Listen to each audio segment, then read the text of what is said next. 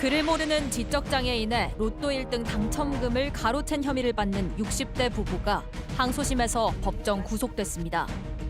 이들 부부는 지적장애인에게 8억여 원의 돈을 받아 임의로 사용했습니다.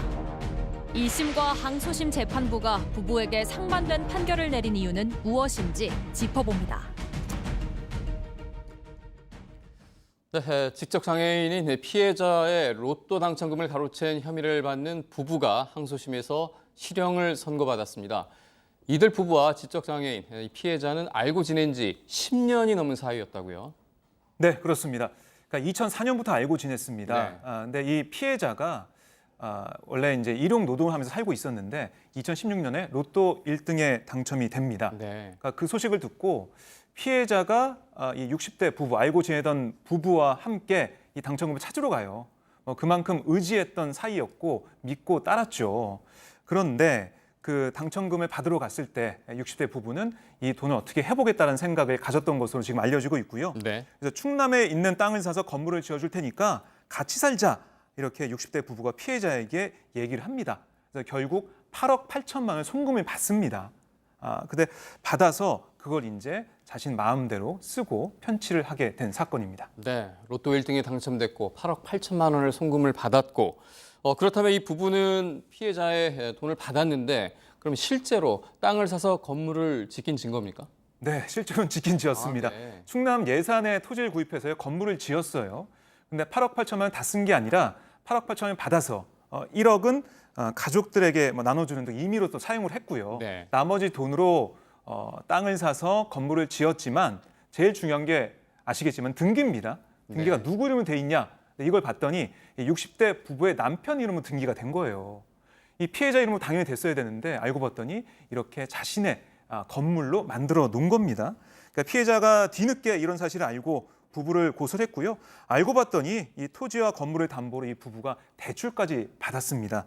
그래서 이 검찰은 부부에 대해서 특정경제범죄 가중처벌 등에 관한 법률상 사기 등 혐의로 기소를 한 그런 상황입니다. 네. 그런데요, 이 재판에서 부부의 행위를 두고 공방이 오고 갔다던데 어떤 점이 쟁점이었을까요? 네, 검사는 사기라고 본 거죠. 즉 속여서 가로챘다는 혐의로 기소를 했고요. 반면 피고인들, 이들 부부는 그게 아닙니다. 제가 가로챈 게 아니고요. 부탁을 받아서 네. 내가 피해자로부터 부탁을 받아서 내가 명의만 등기 명의만 우리 부부 명의로 해놓은 것이기 때문에 이거는 명의 신탁입니다. 사기가 아닙니다. 라고 주장을 했습니다. 결국 속인 거냐 그렇지 않고 명의만 잠깐 맡아준 거냐 이게 쟁점이었는데요. 그런데 이거를 가르기 위해서는 판단하기 위해서는 당시에 이 피해자의 상태가 어떠했느냐. 네. 즉 등기, 명의신탁, 소유권 이런 법적인 개념을 이해를 할 수 있어야 정상적인 명의신탁이거든요. 네. 그게 아니라면 사기 가능성이 높아지는 것이기 때문에 당시 이 피해자의 건강 상태, 정신적인 상태가 굉장히 중요했죠. 네. 지금 이 피해자는요, 13살 수준의 지능을 갖고 있다고 합니다.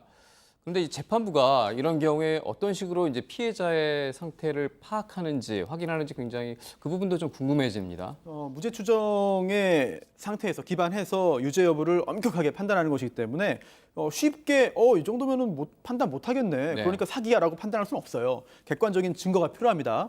그래서 우선 감정이 있었을 겁니다. 즉 전문가들의 의사 등을 비롯한 전문가들이 직접 면담을 하면서 어느 정도의 지적 수준인가 그리고 어느 정도의 능력을 가지고 있는가 등을 판단을 했을 것이고 그 보고서가 증거로 채택됐을 겁니다. 또 그뿐만 아니라 직접 판사가 질문을 하면서 검증을 할 수도 있어요.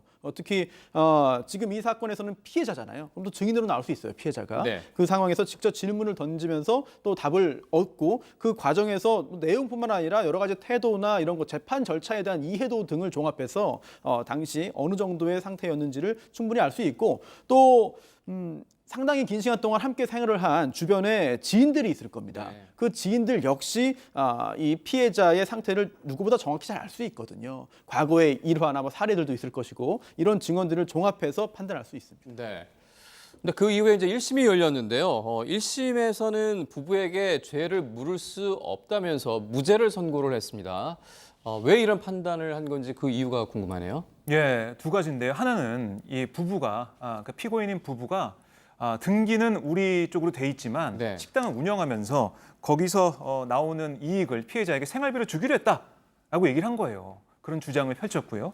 또 하나는 물론 피해자가 지적 장애도 있고 여러 가지 문제가 있지만 재물 소유에 관한 개념을 가졌다 네. 이렇게 주장을 했고 또 단순한 유혹에 현혹될 만큼 판단 능력이 결여되지 않았다라는 주장을 했는데 그게 이제 재판부에서 그대로 좀 받아들여지면서 네. 1심에서는 무죄 판결이 나왔습니다. 네, 그러니까 피해자가 줄 수 있는 그런 인지 능력이 충분히 있었기 때문에 그렇습니다.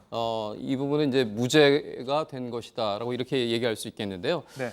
이 재판은요 항소심에 가서 뒤집혀집니다. 항소심은 부부를 유죄로 판단을 했습니다. 1심과 다르게 판단한 이유는 뭡니까?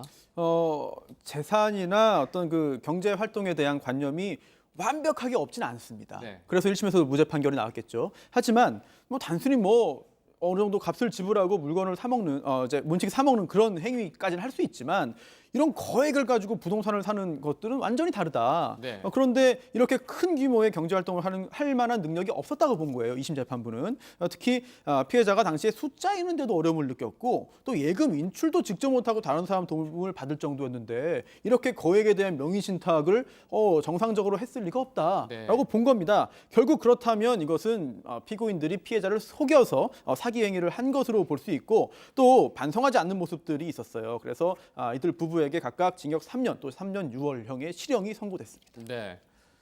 그러니까 항소심 재판부는요 피해자의 정신 상태를 인정한 것이라고 볼 수 있는지 상당히 궁금해지는데요. 게다가요 이 부부에게 동시에 실형 선고를 내린 것으로 봤을 때는 이들의 혐의가 중하다고 본 것이겠죠? 그렇습니다. 이런 사기 행위를 통해서 얻은 이익이 굉장히 커요. 네. 그리고 또 그 후에 그런 피해가 배상되지도 않은 것으로 보이고 또한 반성하지도 않고 있습니다.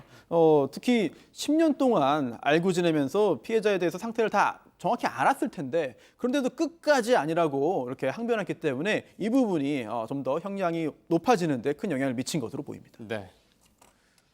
네, 지적장애인의 로또 당첨금을 가로챈 부부에게 1심에서는 무죄를 내렸지만 항소심은 죄질이 나쁘다며 실형을 선고했습니다.